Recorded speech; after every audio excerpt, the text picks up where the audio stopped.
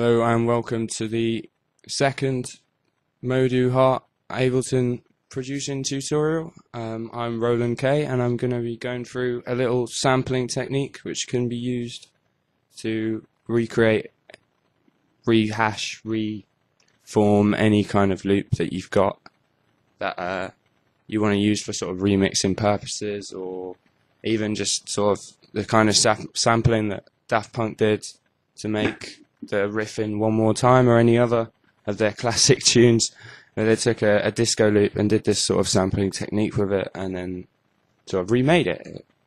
It's a repackaged form of sounds which are already well produced and interesting and good sounds. So obviously you want to pick a nice sample. What I've got here is a drum break which I've cut from a Burial track. It's called You Hurt Me. It's from his 2006 LP on Hyperdub, and I'm gonna remake it in Ableton and with this fashion, so I can make a DJ edit and play it live, because it's about 138 and I rarely ever get up that high. But I really like the vocal, and this beat's got a lot of oomph to it, so I think it would work really well in a sort of 130, 128 kind of garagey, techno-y, bass line, whatever it is these days. Anyway, so this is the break. And as you can see, there's all this sort of width in the waveform is lots of low frequency sort of hanging around in each one of these kind of parts. What you get with a sort of classic break, if you give me a quick second to find one, you get in a sort of classic break. Let's take Fool's Gold, for example. It's a classic one, this. So you can see these transients are much sort of clearer, sharper. So if you look at this one, it's very like wide and thick. So you're bound to get sort of difficulties when trying to use this technique for this kind of thing. So don't worry about it. Just you can edit afterwards. So the first thing you want to do is you want to go in, and for each one of your hits, you want to put one of these warp markers. Now, you don't want to. It's not about warping it, making sure it's all in time. It's about making sure the start of your hits is indicated clearly with one of these yellow markers. So what I've done is I've zoomed in. I've picked a point where the waveform crosses the line, so at the start and end of a curve. If you see these curves, you want to do here or here or here. Those are the best points to cut this in. And I've done it for each one of the hits. I've just gone through, put one of these markers in. It's really not rocket science at all. And then what you want to do is you want to go down here, and it says slice to new MIDI track. So what this is going to do, and you want to set this per warp marker. If you don't put the warp markers in, you just want to use these sort of grey markers they have in Ableton, then just press transient here, but I'm going to go for warp marker. So what this is going to do is it's going to take each one of these sections before starting at one of these markers and ending at the next one, and it's going to slice them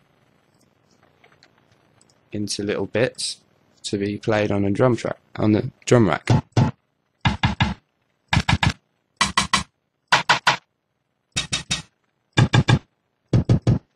And then what you get is this.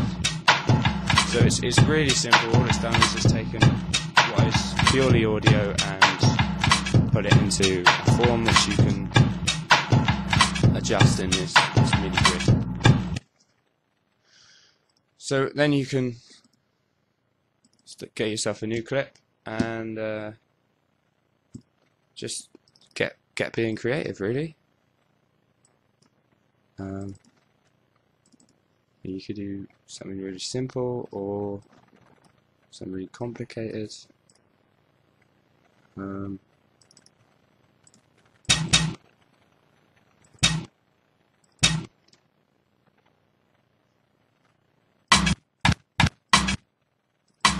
just do something simple like this for.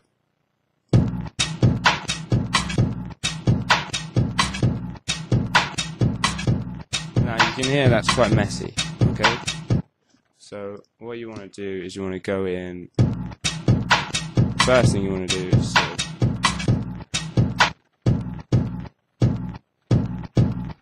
so you can hear that kind of clipping noise at the end of the loop,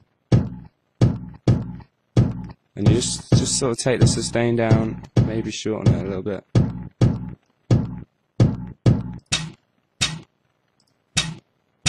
Again, this one's the same sort of problem in it.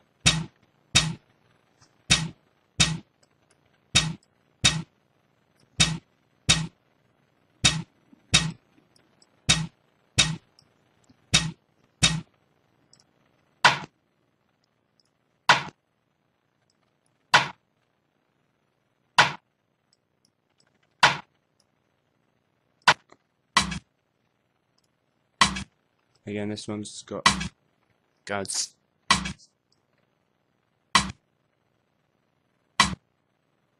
So you just shorten the loop like this. You've just got these. And then if we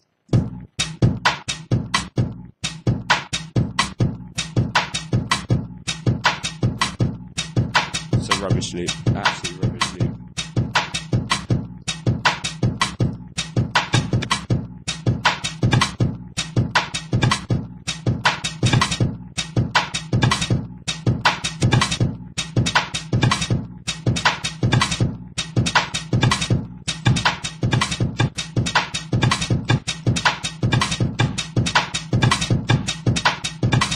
Doesn't really matter, but anyway, you see, you can just recreate it. And then the final thing you really need to do before you can start transposing the individual parts and sort of making it your own is, for some of these hits, especially sort of the snares, there's a lot of low end hanging around, so you just want to get yourself an EQ, just do a little low cut off to 200 Hertz or something.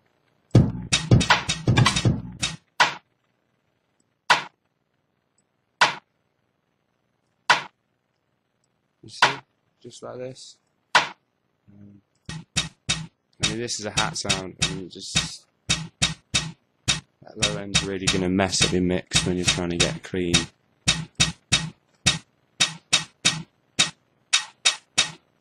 Obviously, you can filter out any sort of treble frequencies.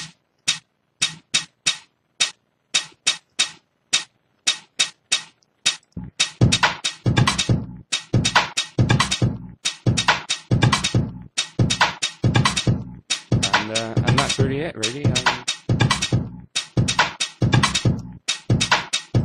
If you listen to the original break, and it's still got all the character of the original, but it's the same samples, and it's really easy to sort of maneuver and do what you want with it. As I said, it works really well for synths if you want to sort of synth and grooves and bassline loops, and instead of sort of using the sampler and taking one note and spreading it across the keyboard, this is a nice way to sort of use this sort of drum sequencer that Ableton's got to just sort of remake your beats and create something a bit more exciting and different, rather than just using a loop that someone else has kindly made. Okay, thanks for listening, and I hope you've learned something from today's tutorial. And please check out the Modu Heart website and subscribe and like if you enjoyed the video. Hopefully there will be more tutorials coming very soon.